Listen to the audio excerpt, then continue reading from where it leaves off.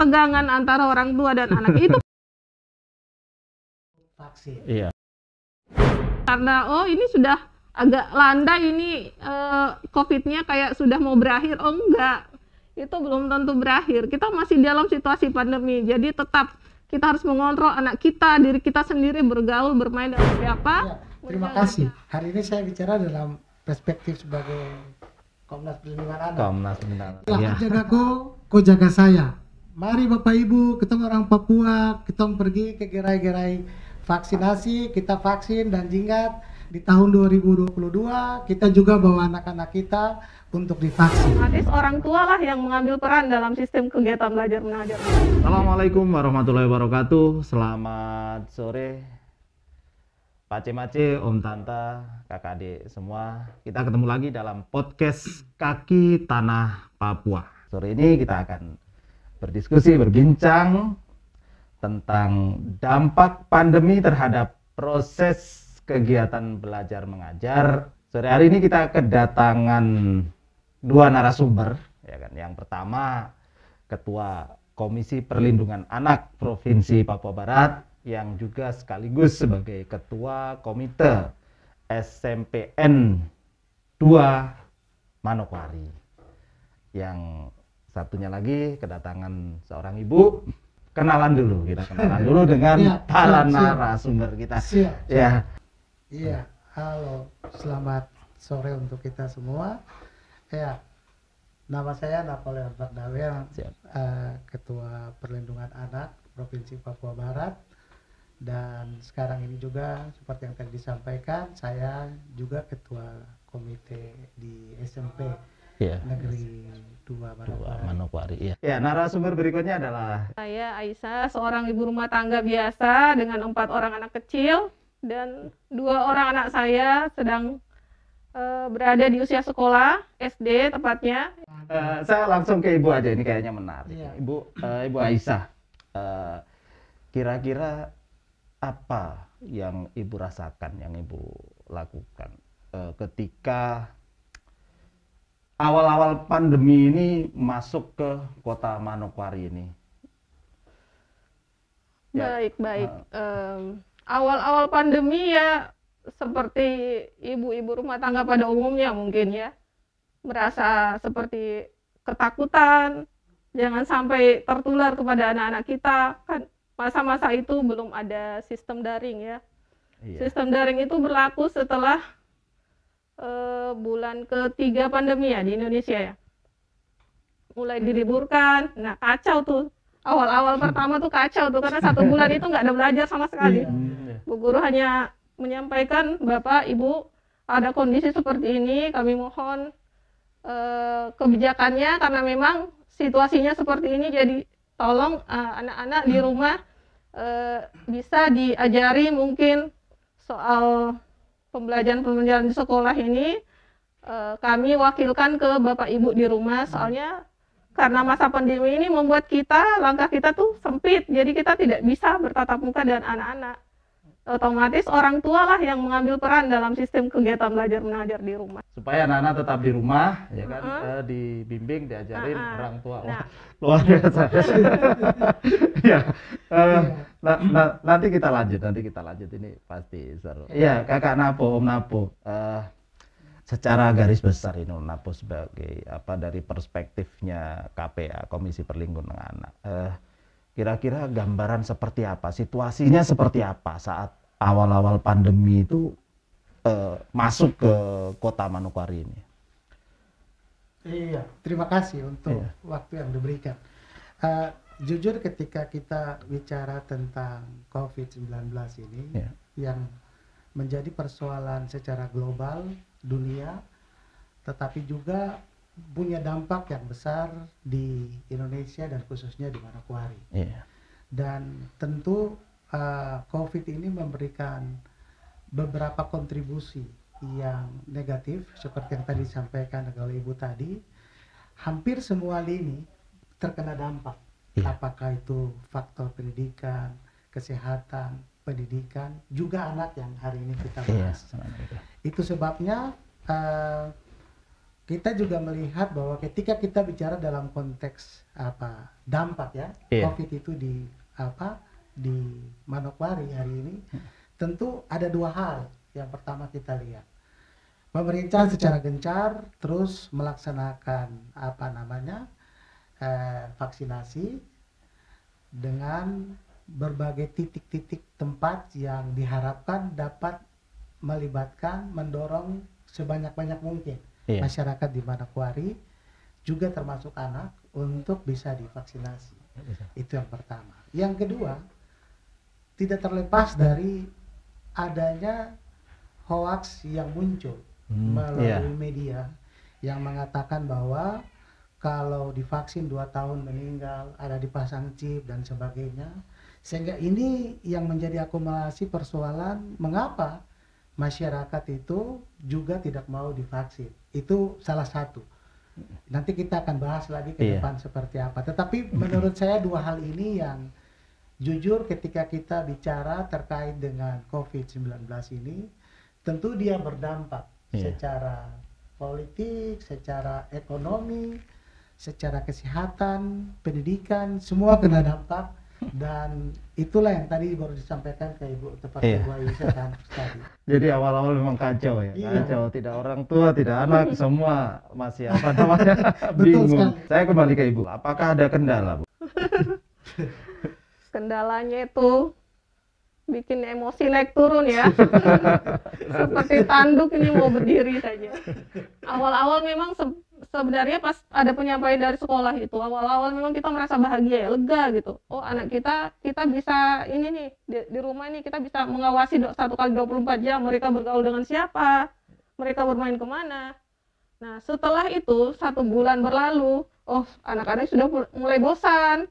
Kegiatan belajar mengajar waktu itu belum ada kan daring. Nah, menyusul setelahnya itu mulai sekolah, dari pihak sekolah menerapkan daring. Anak-anak mulailah menumpuk tugasnya satu persatu ini.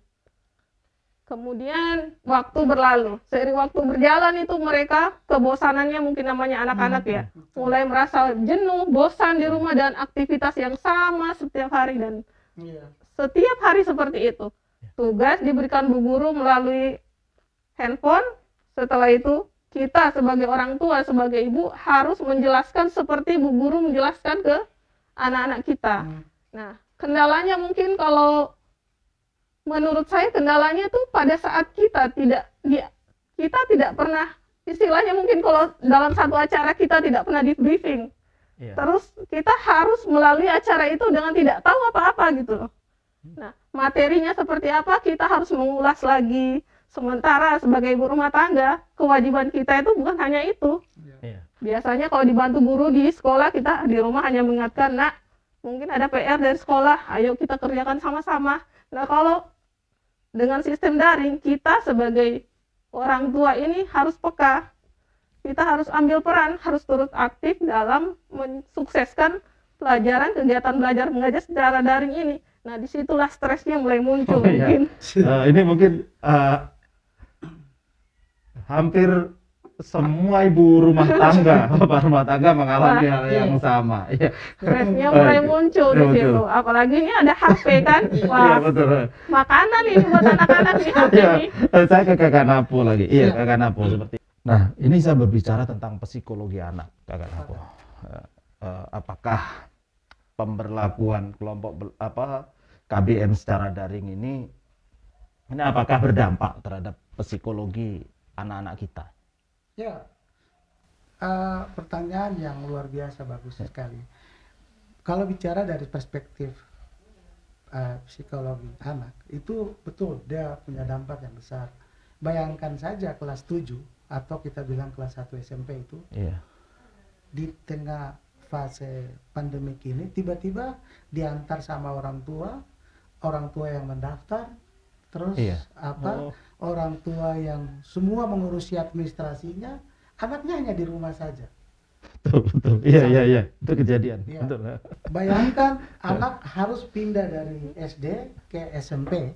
Iya. Kemudian tidak mengetahui sekolahnya, kelasnya yang mana, gurunya yang mana. Iya. Sesuatu yang jujur sangat baru yang harus diketahui, semua hilang.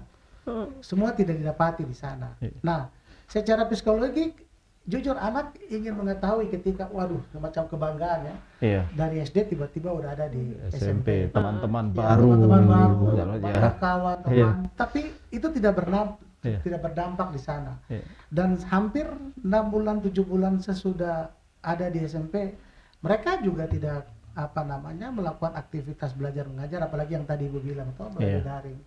Nah, secara psikologis ya itu berdampak. Awalnya mereka yang berpikir nanti punya teman banyak, bisa belajar tatap muka, karena ada pelajaran-pelajaran yang harus memang melalui tatap muka dan mereka bisa mengikutinya, apalagi kegiatan KBM ya, kegiatan belajar mengajar.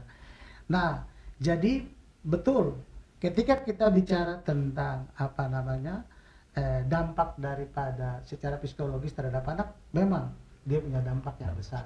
Nah, seperti yang tadi Bu Aisyah sampaikan, maka disitulah dituntut peran orang tua. Ya, walaupun tadi Ibu Aisyah menyatakan keluh kesah, rasa seperti tanduknya mau berdiri dan sebagainya, itu yang namanya orang tua ya, seperti itu. Tetapi disinilah kita dituntut membangun sebuah sinergitas yang bagus, apakah itu dengan pihak sekolah, komite sekolah yang dalam hari ini anak orang tua dari murid-murid yang ada di sana itu juga bisa terlibat. Beda dengan kelas 9 dan 8 yang mereka sudah pernah mengikuti tatap muka, ketemu dan sebagainya. Jadi memang betul dampak secara psikologis itu mempunyai dampak yang sangat besar sekali bagi siswa atau anak itu sendiri. Kira-kira Kakak Napo, Om Napo, ya ini memang sudah terjadi. Kira-kira ini saran apa yang Om Napo bisa sampaikan ke orang tua, ke para guru, mungkin ke anak-anak juga terkait situasi yang seperti ini gitu. Memang ini kejadian seperti ini, kira-kira apa yang solusinya seperti apa gitu? Iya. Kalau kita bicara solusi, memang di tengah-tengah pandemi ini, yang pertama yang harus dilakukan kalau menurut usul konkret saya tidak tahu dengan yang lain. Tetapi tentu anak dibawa untuk mengerti bahwa ini ada sebuah situasi yang namanya situasi COVID yang jujur tidak bisa ada pertemuan tatap muka.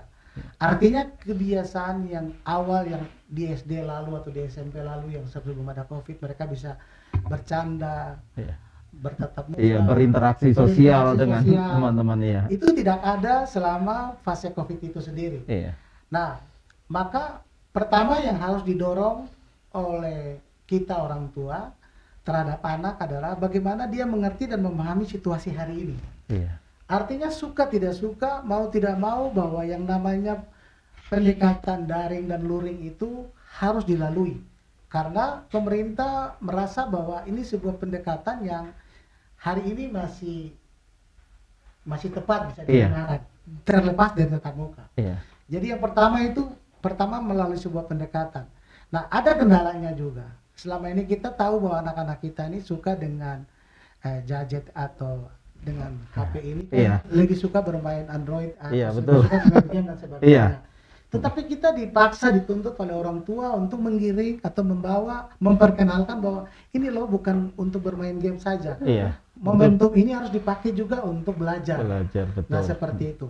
Jadi salah satu yang mungkin penting adalah secara perlahan membawa anak untuk mengerti, memahami konteks hari ini dan memanfaatkan teknologi yang ada untuk proses belajar mengajar. Itu yang pertama. Yang kedua yang mungkin menurut saya penting adalah di dalam proses KBM ini kita juga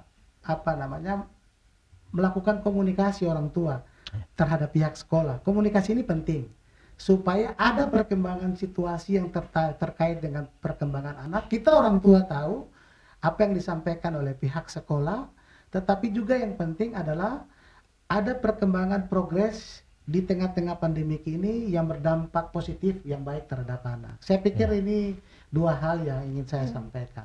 Oh iya, Kakak Napa, makasih banyak, luar Siap. biasa. Iya, saya kembali ke Ibu Aisyah nih. Kira-kira dampak penggunaan Android terhadap perilaku anak ketika melaksanakan ini KBM secara daring ini. Oke, baik.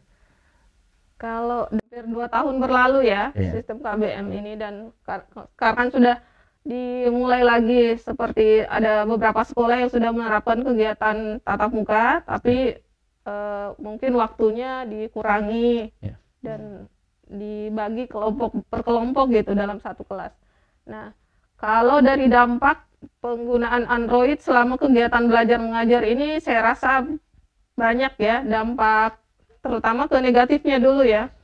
Dampak negatifnya tuh anak jadi yang mungkin yang tadinya penggunaan gadgetnya itu diawasi ya Iya. oleh orang tua, karena mereka lebih banyak sibuk di sekolah, lebih banyak sibuk menghabiskan waktu bersama teman. Setelah mereka diam di rumah, otomatis dalam kegiatan belajar mengajar dengan sistem online atau sistem daring ini, mereka akan lebih lama berada di depan HP, di depan gadget mereka gitu. Jadi mungkin mereka bisa saja mencuri waktu untuk bermain HP, bermain game atau Ya, lebih buruknya yes. lagi dengan game online itu. Dengan kalau menurut saya ada dampak positifnya juga ada beberapa. Contohnya mungkin kayak saya melihat dari anak saya, kalau membuka fitur-fitur yang memang positif gitu, lebih banyak wawasannya. Jadi wawasannya tuh bisa lebih luas. Oh, kayak gini ya Bu ya. Oh, kayak gini ya Bu ya. Jadi itu, dan dampaknya ke saya pun ada. Jadi saya bisa melihat anak saya sekarang lagi belajar apa, anak saya sekarang perkembangannya itu seperti apa, sejauh mana dia bisa memahami kurikulum yang ada yang diterapkan dengan sistem tematik seperti ini, yang semuanya tuh dalam satu buku itu berkaitan semuanya. Gitu. Jadi ya memang sih ada dampak buruk, ada dampak baiknya, tapi kalau kita mau mengambil positifnya, ya disyukuri saja masih ada kegiatan belajar mengajar selama pandemi ini. Oh ya, berarti memang ini perlu pengawasan ketat orang tua penggunaan gadget. Betul sekali seperti itu. Karena memang dunia maya itu belantara yang memang kita tidak bisa tebak gitu. Meskipun Kementerian Informatika memblokir situs-situs negatif, tapi jadi memang perlu pengawasan yang ketat orang tua. Meskipun pemerintah sudah berusaha untuk memblokir situs-situs negatif nih, tapi ada beberapa oknum itu yang bisa membobol barang-barang itu, sehingga informasi negatif termasuk minta maaf pornografi juga masih bertebaran di sana. Makanya ini sangat bahaya sekali buat anak-anak kita yang usia peralihan dari anak-anak ke remaja ini, di pra-remaja ini luar biasa. Mereka lagi mencari jati dirinya di sana. Kalau orang tua tidak peka, tidak mendampingi dan justru memfasilitasi dengan leluasa, itu bisa jadi Bu Aisyah tadi mengatakan dampak negatifnya ada, tapi dampak positifnya juga ada. Jadi tergantung. Ini tantangan yang memang harus dijawab oleh orang tua. Ya, Kakak Napo sebagai penutup, ya mungkin Kakak Napo bisa menyampaikan arahan, ya kan, pesan kepada anak-anak kita, ya kan, kepada remaja-remaja kita tentang situasi pandemi COVID-19 ini. Ya. Oke. Terima kasih.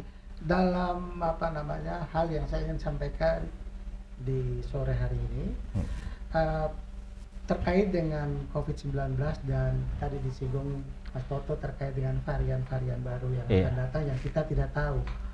Tentu kita tidak mau anak kita dan mungkin diri kita juga masuk dalam pandemi dan terpapar dengan COVID itu sendiri. Sehingga yang harus kita lakukan adalah bagaimana menjaga anak-anak kita dari COVID-19, tetapi juga bisa eksis dan aktif di dalam kegiatan belajar mengajar di sekolah. Nah, salah satu yang mungkin bisa kita lakukan seperti yang tadi Ibu Aisyah sampaikan, bagaimana kita mendampingi mereka. Karena yang namanya belajar itu bukan saja kita menaruh anak itu di sekolah dan sudah dia mau pintar mau bodoh itu urusan sekolah. Iya. Ya, tidak, karena yang namanya mencerdaskan dan membangun anak-anak kita baik itu adalah kita dan juga pihak sekolah. Artinya peran orang tua seperti yang tadi Ibu Aisyah sampaikan itu sangat penting. Apalagi di tengah-tengah pandemi COVID sekarang ini. Tentu kita berharap semua orang tua, sehingga saya menganjurkan harapan saya, mari seperti yang tadi Ibu Aisyah sampaikan, kita bersama-sama dengan anak-anak kita. Sehingga proses belajar mengajar yang tidak langsung tatap muka ini dapat dilakukan dengan daring, luring ini bisa mengikuti semua proses-proses kegiatan belajar mengajar KBM yang di sekolah, dan ada sedikit dampak yang kita harapkan progres dari anak-anak kita terhadap KBM mereka, pendidikan mereka.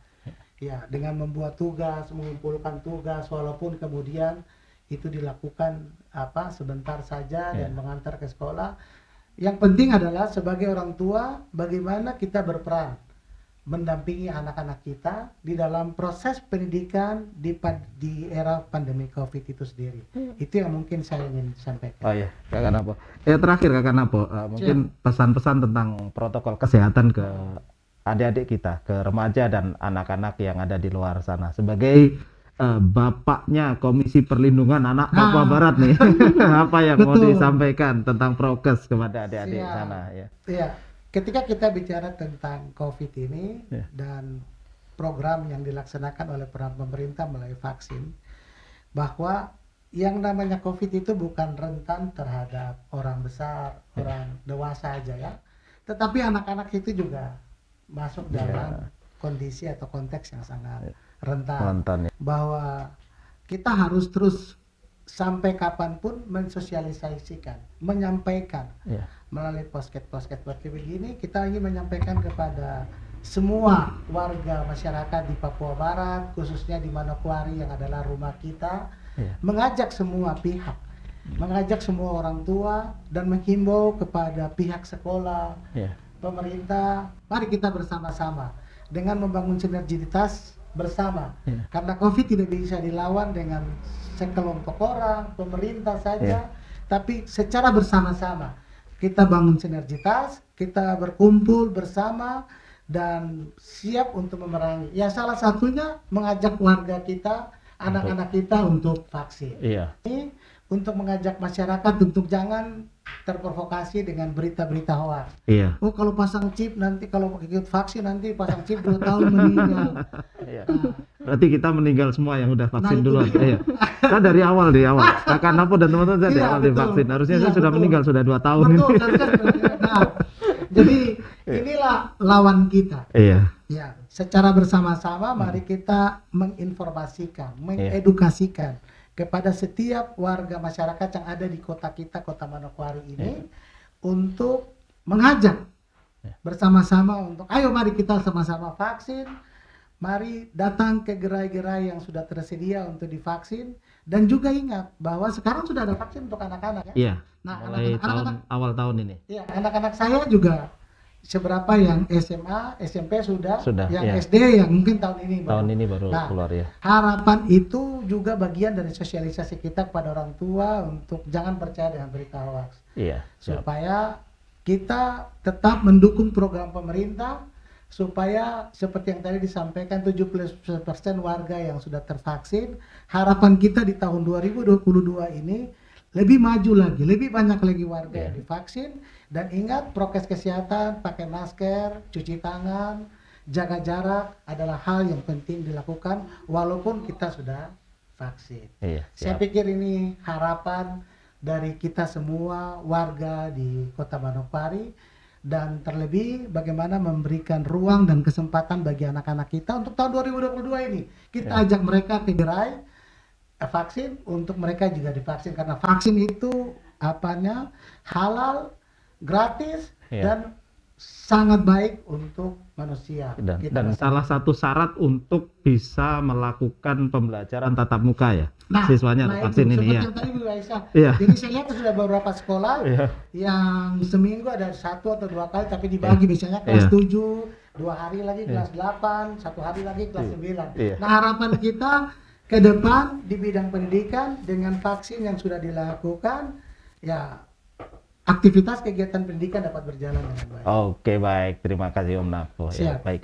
Ya, Ibu Aisyah ini sebagai Iya. closing statement aja. Gimana pesan Ibu Aisyah terhadap ibu-ibu rumah tangga yang di luar sana yang memiliki kendala yang sama, terus Iya. kemudian pesan-pesan terhadap pencegahan penyebaran COVID ini, termasuk ya pesan tetap patuh ya kan, tetap disiplin terhadap 3M, tidak protokol kesehatan COVID-19 itu. Silakan Ibu. Baik. Untuk semua ibu-ibu seperti saya yang sedang menjadi guru sementara ya, mendadak guru ya, tetaplah bersabar, tetaplah enjoy dengan keadaan ini. Amin. Karena kita semua tidak pernah menginginkan keadaan ini terjadi. Dan tetaplah mendidik anak-anak kita masing-masing sehingga mereka tetap mendapatkan apa yang menjadi hak mereka, yaitu pendidikan. Dan untuk prokesnya sendiri, sebagai orang tua, marilah kita sama-sama mensukseskan program pendidikan ini dan memvaksinkan anak-anak kita masing-masing sesuai dengan usia mereka ya. Dan jangan pernah mendengarkan berita hoax. Jadi saya pikir itu saja ya. Yang lainnya sudah diwakilkan oleh Bapak Napo tadi. Iya. Buat ibu-ibu dan bapak-bapak, kami mengajak, marilah kita mensukseskan program pemerintah dengan 3M ini. Setiap keluar, pakaikanlah masker kepada anak kita, jangan memakai masker sendiri ya. Terutama kalau ke pusat-pusat perbelanjaan itu banyak yang orang tua yang memakai masker tapi anaknya lupa nggak dipakein masker. Habis itu mereka interaksi dengan orang lain. Nah, yang kedua, tetap protokol kesehatan itu cuci tangan dengan memakai sabun, air mengalir atau dengan hand sanitizer, tetap harus jaga jarak. Jangan karena ini sudah agak landai ini COVID-nya kayak sudah mau berakhir. Oh enggak, itu belum tentu berakhir. Kita masih dalam situasi pandemi. Jadi tetap kita harus mengontrol anak kita, diri kita sendiri, bergaul, bermain dengan siapa. Ya, closing statement seperti yang tadi Bu Aisyah sampaikan. Saya jaga kau jaga saya. Mari Bapak Ibu, kita orang Papua, kita pergi ke gerai-gerai vaksinasi, kita vaksin dan ingat di tahun 2022 kita juga bawa anak-anak kita untuk divaksin. Ya baik Kakak Napo, ini di tahun 2022 ini mungkin ada kabar baik, ya kan? Ada kabar baik, pandemi sudah mulai melandai meskipun ada ancaman-ancaman varian baru dan kemungkinan juga KBM ini udah mulai diberlakukan tatap muka, baik terbatas atau full sesuai dengan kriteria yang telah ditetapkan oleh pemerintah. Jadi ketika ini terjadi, kira-kira tanggapan dari Komisi Perlindungan Anak seperti apa? Ketika ini sudah diberlakukan secara normal atau secara terbatas tatap mukanya? Ya, terima kasih. Hari ini saya bicara dalam perspektif sebagai Komnas Perlindungan Anak. Komnas Perlindungan Anak. Ya. Kita harap di tengah-tengah pandemi COVID ini semua aktivitas dapat berjalan dengan normal dengan protokol kesehatan yang jelas, seperti yang tadi disampaikan tuh Ibu Aisyah, pakai masker, cuci tangan dan jaga jarak. Dengan rencana pemerintah melalui PPKM yang sudah dibuat, peraturan yang sudah dibuat untuk ada pendidikan kegiatan belajar mengajar tatap muka ya, yang sudah dilakukan di beberapa kota besar seperti di Jakarta, tentu kita berharap di Manokwari juga bisa terjadi. Sehingga harapan kita rencana pemerintah daerah melalui Dinas Pendidikan untuk membuka kelas tatap muka di sekolah-sekolah, ya kita harap dapat bisa dilaksanakan dan orang tua juga terlibat mengantarkan anak-anak untuk segera divaksin. Karena seberapa siswa itu sudah divaksin dan kita harap juga siswa-siswa, orang tua siswa yang lain juga diajak anak-anaknya, karena vaksin itu tidak berisiko seperti yang tadi berita hoax tadi. Jadi mereka harus divaksin dan harapan kita kalau sudah divaksin dan juga melakukan 3 prokes yang tadi Pak Toto sampaikan, ya kita berharap Manokwari juga bisa melaksanakan kegiatan KBM dengan tatap muka seperti tempat-tempat lain? Perasaan ini seperti mau diungkapkan seperti apa ini. Setelah hampir 2 tahun lamanya kita di rumah dengan aktivitas yang sama setiap hari seperti sebagai guru dadakan ya. Iya. Nah, selama 2 tahun ini terjadi ketegangan antara orang tua dan anak, itu pasti terjadi. Saya merasa diri saya cukup sabar ya menangani 4 anak saya yang masih kecil. Tapi tegang itu mesti ada, mesti terjadi. Karena ini situasi yang berbeda, situasi yang tidak sama. Nah, setelah di awal tahun 2020 ini ada berita bahwa akan diadakan kegiatan belajar tatap muka di sekolah meskipun itu terbatas ya, di waktu dan jam yang terbatas. Ya mungkin dibagi per kelompok gitu. Dan saya merasakan sangat excited sekali, sangat luar biasa sekali. Saya bahagia sekali. Saya seperti terbebas dari sesuatu yang mengekang saya selama hampir 2 tahun ini. Sangat luar biasa sekali. Alhamdulillah. Meskipun itu tidak sepenuhnya ya, kami sebagai orang tua itu tidak sepenuhnya membebankan proses ini ke guru atau sekolah, tetap kami orang tua punya peran penting dalam mensukseskan pendidikan anak-anak kami itu pasti. Sahabat Kaki Tanah Papua, demikian tadi bincang kita dengan 2 narasumber yang hebat. Sampai jumpa lagi dalam podcast Kaki Tanah Papua berikutnya. Salam sehat untuk kita semua.